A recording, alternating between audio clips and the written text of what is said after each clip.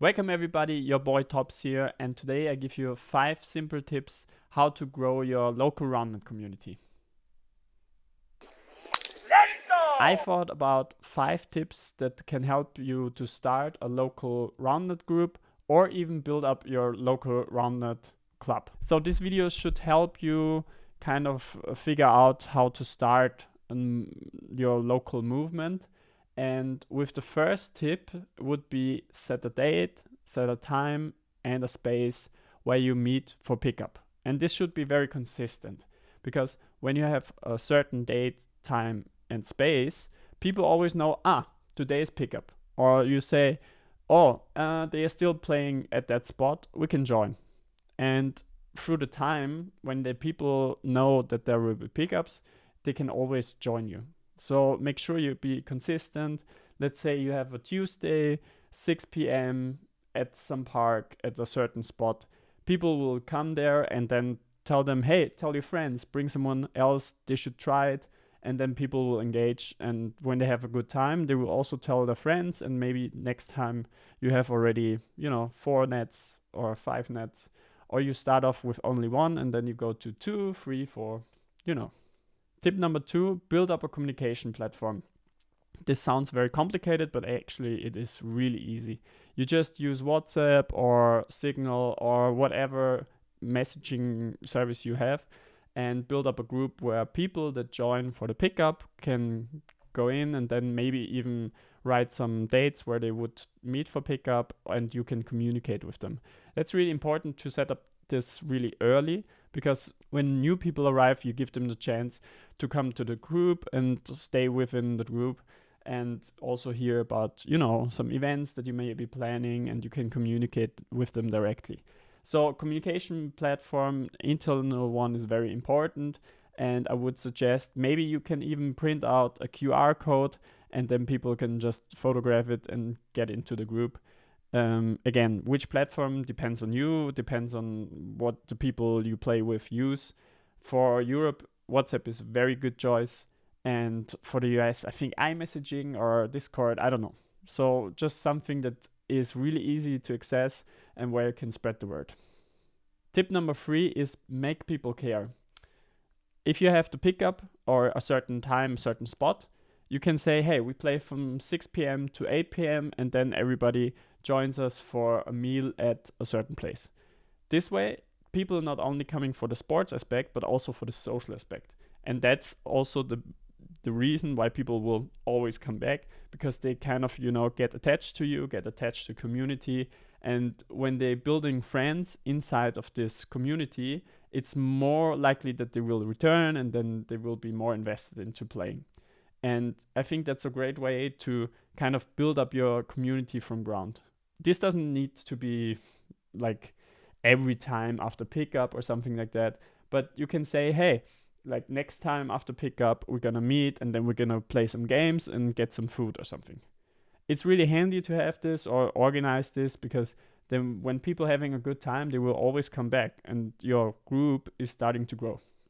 So the next tip is build up an external communication, which means something like an Instagram account. This is very common, I think, in the Roundnet bubble. You can say, hey, we have here a spot. You can come by. This is our date and time. As we said before, the fixed times are really important.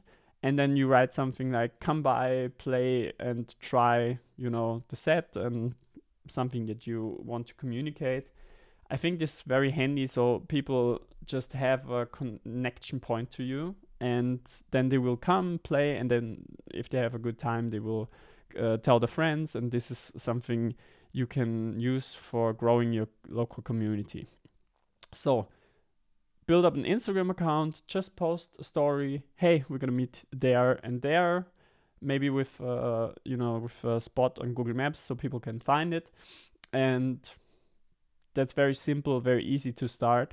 And maybe you can post a picture after the pickup, a group picture, hey, so many people here, and they can share it with their friends and stuff like that.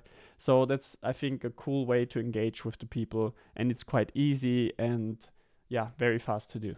The last tip is a little bit different from the others.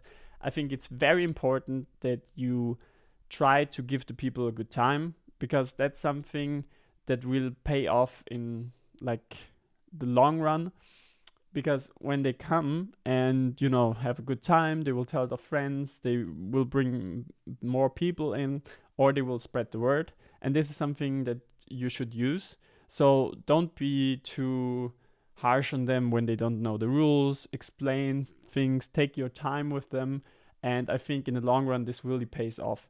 If there are people that are already in, you know, competitive Roundnet, you can also make another group where you meet and play like really competition pickups or something like that. But for this kind of meeting spot where you are and your certain date and your certain time, just be friendly, play with everyone, look that they really change the teams and have a good time, you know. I think that pays off a lot.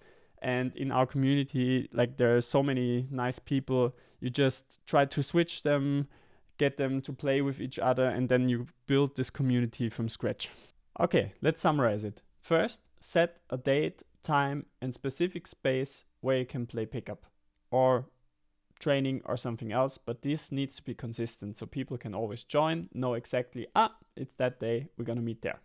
Second, build up an internal communication, like a WhatsApp group, Signal group, or whatever platform you use. So you can communicate with your group and tell them about new events or when you meet next. Tip number 3, make people care. Not only you will meet to play, but also after playing pickup, get some food together, do something together, play a board game, whatever.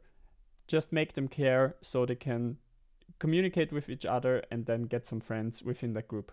Tip number 4, get some external communication, like an Instagram account or a website or whatever you choose to do.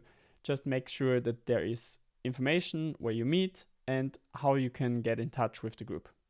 And the 5th tip is to make people have a good time, and so they will always come back and spread the word.